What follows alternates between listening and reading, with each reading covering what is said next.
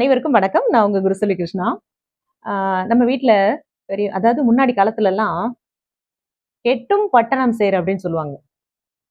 ஏன் பட்டணம் அப்படிங்கிறதுனா, துறைமுகம் சார்ந்த ஒரு நகரத்த தான். அதாவது அங்க வந்து வணிக மையங்கள் இருக்கும். கடற்கரையோர நகரங்கள் அப்படிங்கிறதுனால, நெறைய தொழில் வாய்ப்புகள் இருக்கும். கல்வி சார்ந்து, நம்மளுடைய முன்னேற்றம் சார்ந்து, நமக்கு நெறைய வாய்ப்புகள், அதாவது வேலை வாய்ப்புகள் இருக்கும் அப்படிங்கிறதுக்காக தான், "கெட்டும் பட்டணம் சேர்" அப்படின்னாங்க. அங்க போயிட்டு ஏதாவது ஒரு வேலை பண்ணி, நம்ம பொழப்ப நடத்திக்கலாம் அப்படிங்கிற மாதிரி இருக்கும்.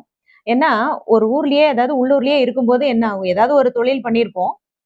அது வந்து ஒவ்வொருத்தரும் ஒண்ணு ஒண்ணு சொல்லுவாங்க இல்லையா? ஏன் இந்த வேலைய பார்க்குற, அந்த வேலைய பார்க்குறன்னு. அதே இது வந்து ஒரு ஊருக்கு போய் நம்ம வந்து பண்ணும்போது யாருக்கும் தெரிய போறதில்ல, 1. 2வது என்னன்னா, ஒரு பீஸ்ஃபுல்லா ஒரு வேலைய, நமக்கு பிடிச்ச ஒரு வேலைய, சின்னதா இருந்தாலும் நம்ம பார்க்கலாம் இல்லையா? ஸோ இது வந்து எதார்த்தமான ஒரு ரீசன் நான் சொல்றேன். அப்போ இந்த பட்டணம் வந்து "கெட்டும் பட்டணம் சேர்" அப்படிங்கிறதுக்கு இது ஒரு மீனிங்கு.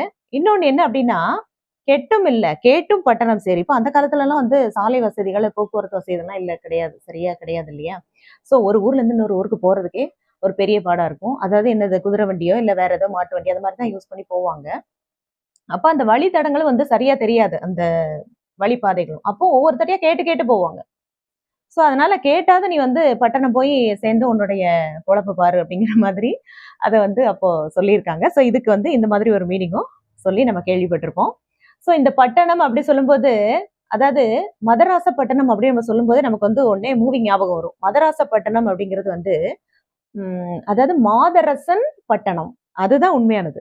ஏன் அப்படின்னா, அப்போ எல்லாம் வந்து மீன்பிடி துறைமுகங்கள், அந்த ராயபுரம் அந்த மாரி பகுதிகள்லாம் ஒரு மீன்பிடி துறைமுகங்களா இருக்கும்போது, இந்த மாதரசன் பட்டணம் அப்படிங்கிற நேம்ல தான் அது இருந்திருக்கு. அதுதான் அப்படியே வந்து சேஞ்ச் ஆயி மதராசப்பட்டினம் அப்படின்னு வந்து நேம் வந்ததாவும் ஒரு பதிவு இருக்கு. 2வது என்ன அப்படின்னா, சென்னப்பட்டணம் அப்படின்னு சொல்லுவாங்க. சென்னை பட்டணம் கிடையாது. சென்னப்பட்டணம் தான். ஏன்னா, அந்த சென்னப்ப நாயக்கர்ட்ட இருந்து தான் ஆங்கிலேயர்கள் காலத்துல இடம் வாங்கி, அந்த சார்ஜ் கோட்டை இருக்குல்ல, அத கட்டியிருப்பாங்க. ஸோ அவரோட நேம்லயே சென்னப்பட்டணம். அதுதான் இப்ப நம்ம இருக்கக்கூடிய சென்னை பட்டணம்.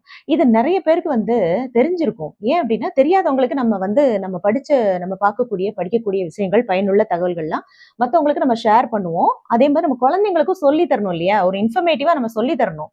ஏன், எதுக்கு அப்படின்னு நம்ம சொல்லி தந்தோம்னா, அவங்க அத அடுத்த ஜெனரேஷனுக்கு கொண்டு போவாங்க. ஸோ இதுதான் இன்றைய முக்கியமான பதிவு. ஸோ பிடிச்சிருந்தா லைக் பண்ணி, ஷேர் பண்ணி, கமெண்ட் பண்ணுங்க. இது நம்மளுடைய ஆலிசல் சேனல். நன்றி.